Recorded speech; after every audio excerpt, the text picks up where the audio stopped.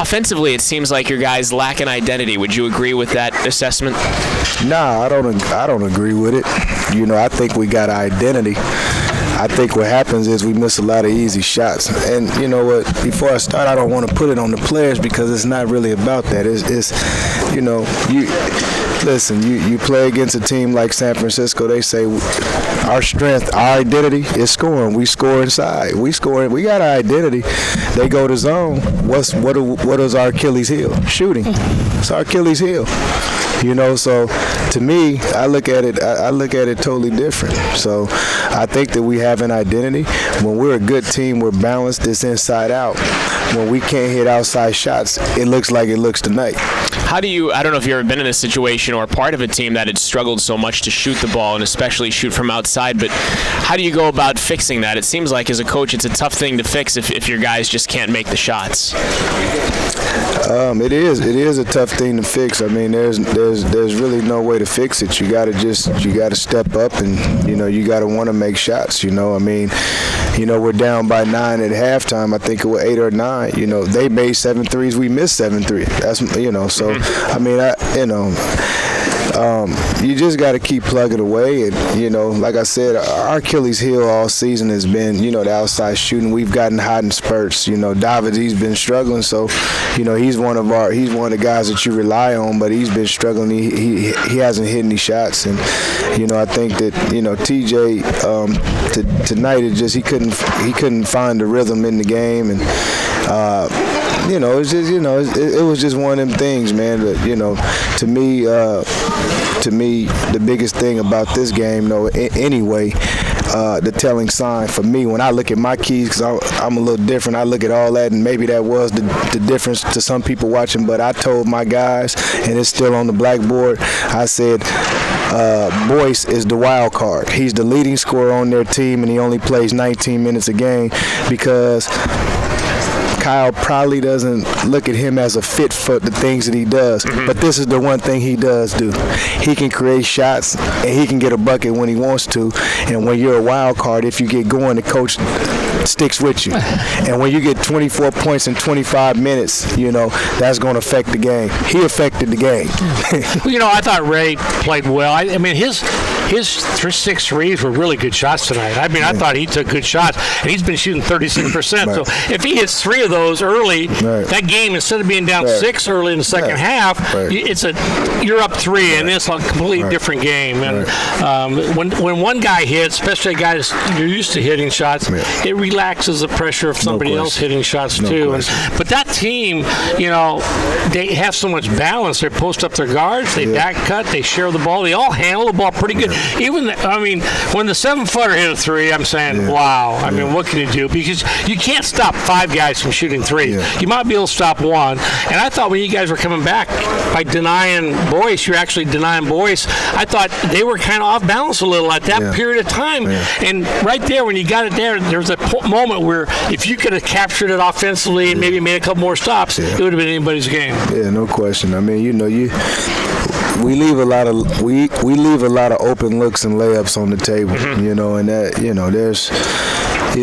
there's really no cure for it other than concentration and, things of that nature. And, you can't practice. There's only so much, you can do. You can get a guy shot, but you can't make it for him. And, it's just like some of the block shots. I mean, I always told guys, you're going to get a shot block. There's some good players out here. But sometimes you have to go make a move and you got to identify him, make a shot fake and move it over here and pass. Like a couple times USF was going to get a shot blocked. All of a sudden they made an extra pass and the guy got a layup. And those are things where Lampkin's got to get a little better feel inside because he made some good moves, but you need that extra 8 points, rather than not getting that 8 points. Yeah, no, I agree. I agree with that totally. Keyshawn Montague, for his second straight game, played significant minutes, and he didn't, outside of a turnover at LMU late in the game, actually acquitted himself pretty well at LMU, and then, he gets 32 minutes tonight, only 1 turnover, 3 assists. He's not going to score a ton, but maybe your thoughts on Keyshawn getting significant minutes Thursday and then into today. Right now, Zach, I'm just trying to find something. That's what I thought. And the thing about it is that like I tell my team, when you're searching, with the exception of probably 2 people that are with the exception of 2 people on our team, everybody has had an ample opportunity to produce, and Keyshawn, he's gotten his chance, and like you said, I thought he's been solid. I think that for him, he wants to try to play a perfect game, and there's no perfect game in basketball. A couple of times I thought he passed up a couple shots that you got to take, just because if you don't take the shot, it destroys the rhythm of what you're doing.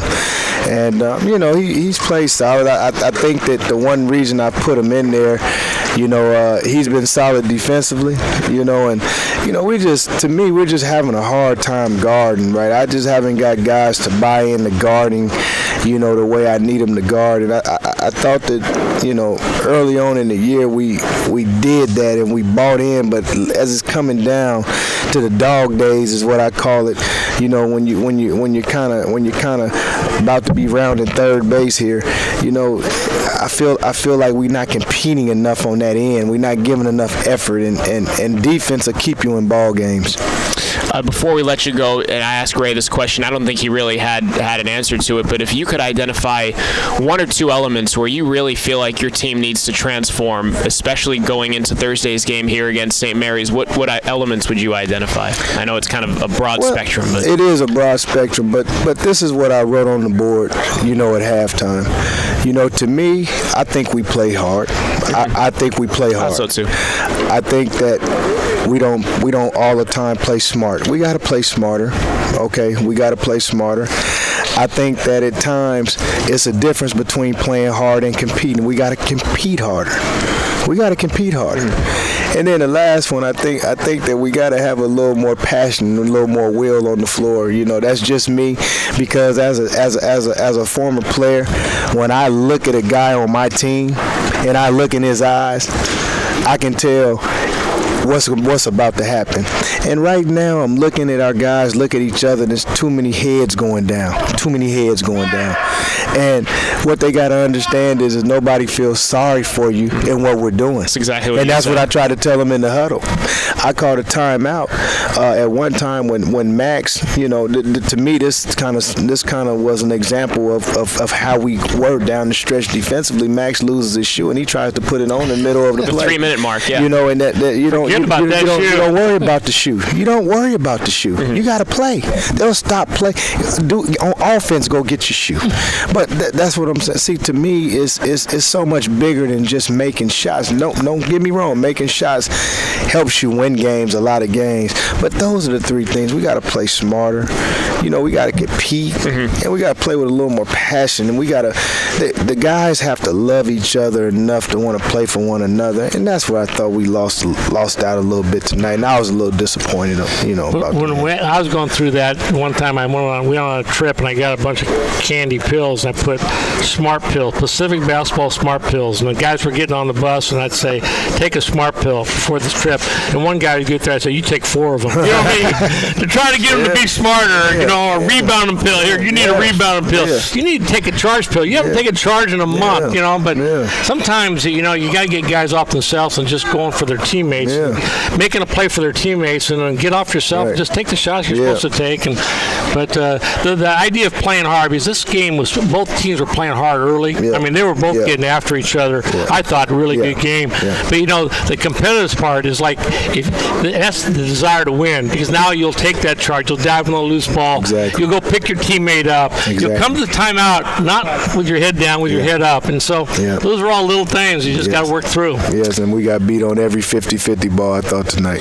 Yeah. Coach, thanks for stopping by. Right. We'll catch you down the road, man. Thank you.